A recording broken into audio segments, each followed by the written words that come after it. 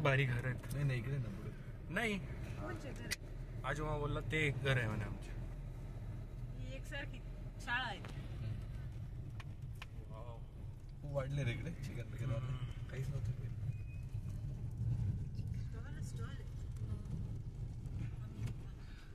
जंगल हो कावळे बघ तिथे किती आहे.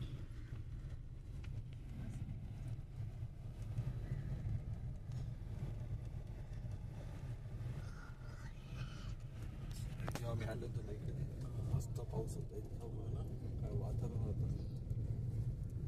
कधी आला 19 मध्ये तुमच्या लग्नात. तुला मधला खडा दिसतोय का तुटलेला? अण्णा तेव्हा होते हे तोडायच्या वेळेस.